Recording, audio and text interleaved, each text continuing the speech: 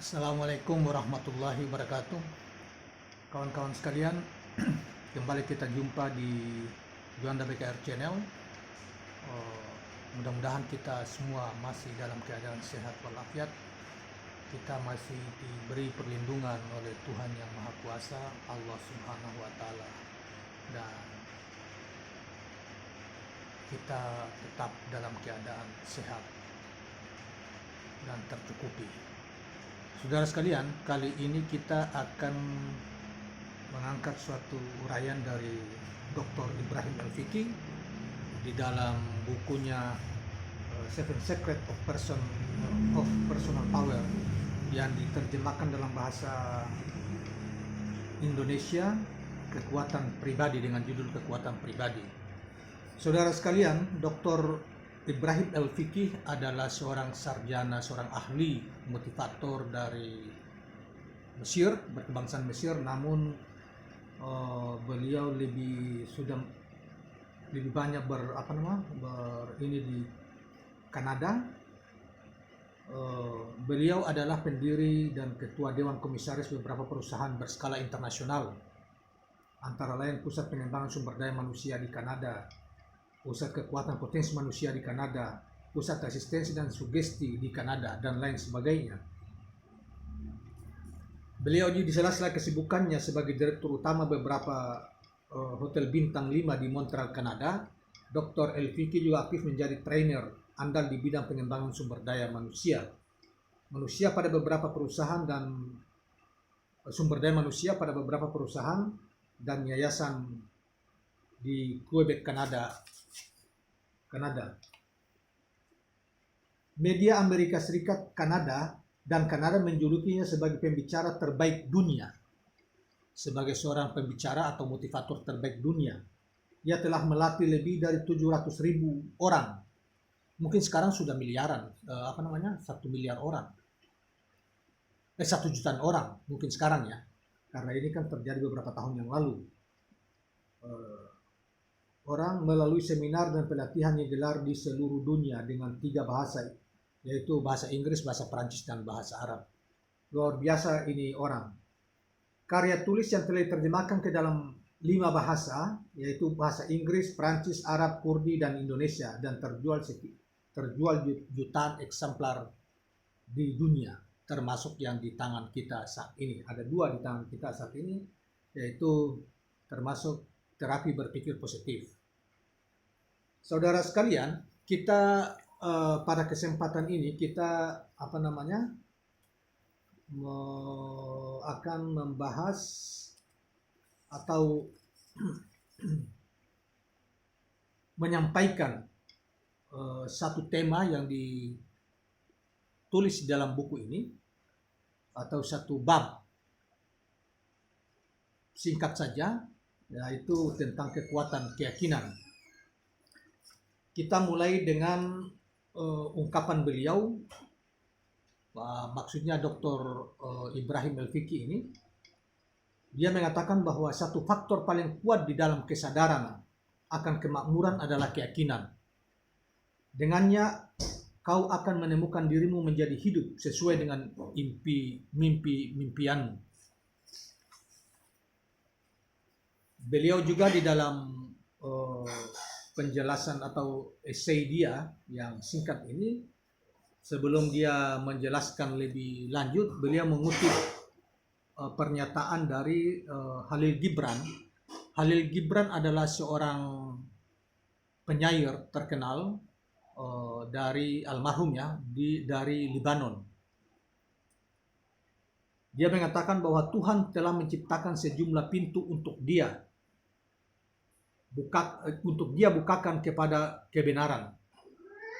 Dia membukanya bagi siapa saja yang mengutuk dengan tangan keyakinan. Saya ulangi, dia membukanya, maksudnya dia, Allah, membukanya bagi siapa saja yang mengetuk dengan tangan keyakinan. Khalil Gibran.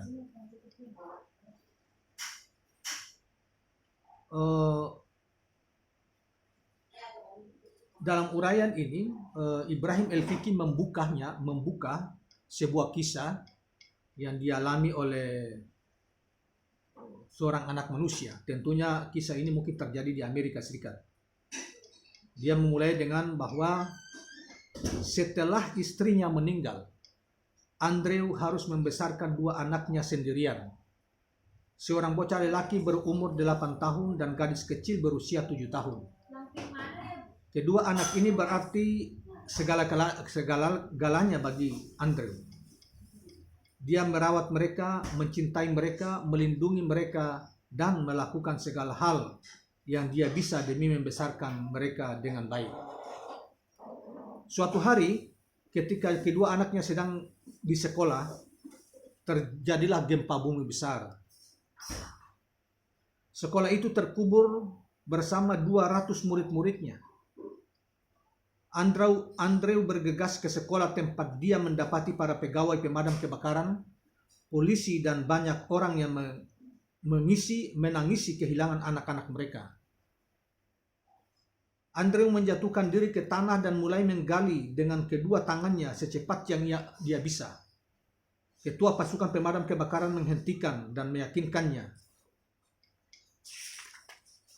bahwa mereka mengerahkan segala upaya untuk menemukan anak-anak dan meminta Andrew untuk menunggu dengan sabar. Waktu berlalu. Setelah 10 jam kemudian, seorang polisi menyarankan agar Andrew meninggalkan tempat itu dan kembali ke rumah.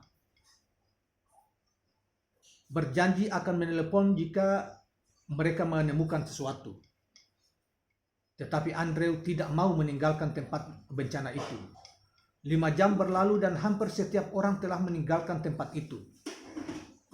Sang ketua pasukan pemadam kebakaran memintanya pulang karena dia mengira tidak ada korban yang masih hidup. Namun Andrew tak mau pergi. Ketika duduk tanpa suara sambil berdoa kepada Tuhan agar menyelamatkan anak-anaknya, dia tiba-tiba mendengar sebuah suara berteriak meminta tolong. Andrew berseru, "Itu putri saya. Saya tahu dia hidup. Itu suara dia." Petugas pemadam kebakaran cepat-cepat mulai menggali di lokasi tempat suara itu berasal. Yang mengejutkan semua orang, anak-anak bermunculan. Putra dan putri Andrew selamat. Dia berlari mendapati mereka dan langsung menggendong keduanya. Sang ketua pasukan pemadam kebakaran mengucapkan selamat kepada keluarga ini dan bertanya kepada sang ayah, "Sebetulnya apa yang membuat Anda tetap menunggu di sini?" Andrew menjawab, "Keyakinan. Saya memiliki keyakinan yang kuat bahwa Tuhan tidak akan mengecewakan saya." Putranya menambahkan, "Dan aku punya keyakinan bahwa ayahku akan berada di sini." Ini adalah kekuatan keyakinan. Ketika Anda mencari pesan di balik sebuah cerita, Anda akan melihat bahwa cerita tadi mengandung 3 jenis utama keyakinan. Yang pertama adalah keyakinan kepada Tuhan. Andrew berdoa dan memiliki keyakinan penuh bahwa Tuhan tidak akan mengecewakannya. Kedua, keyakinan kepada diri sendiri. Andrew memiliki keyakinan yang kuat bahwa anak-anaknya masih hidup dan akan diselamatkan. Itulah yang membuat dia tetap menunggu di sana setelah semua yang lain menyerah. Ketiga, keyakinan kepada orang lain. Anak-anak memiliki keyakinan penuh bahwa ayah mereka akan berada di sana, apapun yang terjadi. Saudara sekalian, demikianlah uraian tentang keyakinan yang dimulai dari sebuah peristiwa yang digambarkan oleh Ibrahim El-Fiqi dalam subbab tentang keyakinan ini. Walaupun ada uraian berikutnya tentang misalnya mau coba untuk membandingkan kepercayaan dan keyakinan, tapi kita tidak perlu sampai itu, karena uraiannya cukup panjang. Saudara sekalian, mudah-mudahan ini bermanfaat tentang peristiwa dan gambaran tentang penjelasan tentang keyakinan dari Ibrahim El-Fiqi ini. Dan sebelum kita akhiri, jangan lupa subscribe, like, dan komen channel ini. Terima kasih. Assalamualaikum warahmatullahi wabarakatuh.